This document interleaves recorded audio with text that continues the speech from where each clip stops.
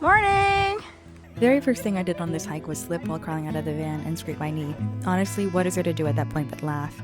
Tim's mom picked us up from the Airbnb at 5 a.m. this morning, and incredibly, we were all about ready to go on time. We loaded the car and were en route within 10 minutes. It seems no one slept much. On the whole drive, as we were slowly losing surface, I was still on emails. In a way, this is work for me now, and I was working up to the last minute on projects related to this trip. There's a distinct feeling right as you're setting off on something like this where you desperately try to cram in as much as possible before you become unreachable. And then you reach a point where nothing is sending anymore, so you shut it all down and give up the trying, and suddenly everything goes quiet and you are free. Or maybe you always were and you just needed a good yank to shake off the illusion. I don't know. Let's do this. Let's take both of them, yeah. Take both. We need one more. Which one? Your favorite one? Yeah. Yay! This is my first time buying cigarettes in my life. Yeah, I can see. We stopped at a gas station before reaching the trailhead to buy cigarettes we're handing out to the Basotho shepherds. I had never bought cigarettes before and I didn't know which one to pick. In the back of the van, I worked through 5 bananas, a tub of yogurt, and 2 small containers of blueberries while Dan watched with mild concern. I am realizing that doing this hike with others who also happen to film everything will mean all of my odd quirks will be documented and exposed. But apparently I come across as very serious and profound, so perhaps it's a good thing that more of my personality will be public. I can't do the word.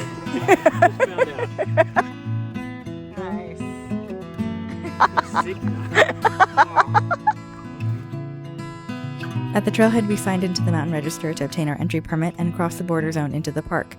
I love the feeling of starting on trail. Everything is soft and buzzing with anticipatory energy. It feels good to feel the rhythm of my feet on a single track again, like a drumbeat that returns me to myself. We are settling into who we are as a group, having little streams of conversation that remind me of the patterns water makes as it threads its way downhill. First a little trickle that joins another, then another. The landscape is wholly new to me, and I keep trying to compare it to what I've seen before. It's like the rolling hills of Idaho, or maybe the high plateaus of the San Juans, but with glaciers' peaks mixed in. I'm not sure why I can't simply appreciate it as it is. So we saw some water up here on the rocks, so you know that there's water somewhere here. And then there was wet, muddy spots here, so you walk along the dry stream bed until you find the place where the water is coming out of the ground, which happens to be right here. Shoot, really? You're just gonna flood it out?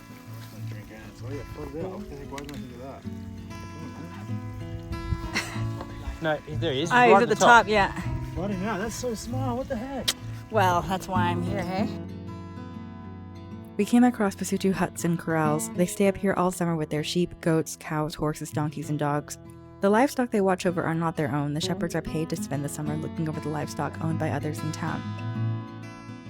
I'm still jet-lagged and the afternoon was hard for me. We did a massive day of climbing to get up onto the escarpment, and I had to resort to singing to stay alert. Rain, rain, go away, come again and that's another day. I want to play. I love your towel.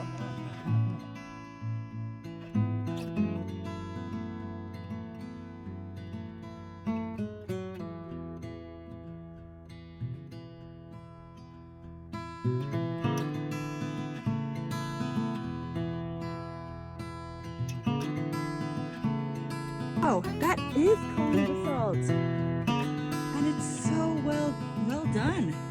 I mean, good job. Yeah, yeah. Like, what a specimen here, right?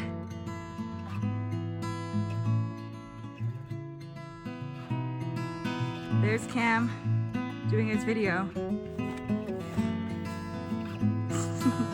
This is the behind. My video is gonna be the behind the scenes. Yeah, the behind the scenes. Yeah. Oh, you're gonna get me behind the scenes. Behind the sceneception. A very rare bird. Really? Very, very rare. Can hike for more than 10 days without seeing. This vulture here. Wow. We are lucky. What kind of bird is this again? Bearded vulture. Wow. One of the things that I am super happy about on this trail right now is that we are taking it super easy. And all of last year for 5 months, I feel like I was just pushing every single day. And I feel like when I'm alone, I also just push harder because I'm like, no one's here to stop me. I'm just gonna keep going. So it's great. Now we're sitting, having a break, looking at the birds, talking about the rocks. This is life. Tomato Peak. That's right. That's right. You Currently critically endangered or no? There's a whole program here that they send helicopters up to the top of Drakensberg Yeah. and they abseil down to the caves where they nest to save eggs, to breed them, to keep them alive. Oh wow. I've actually watched them abseiling down and fetching the eggs.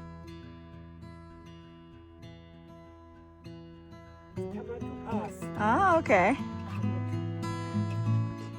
I feel like my narration is gonna feel like a home video. Like, Dan, wave to the camera.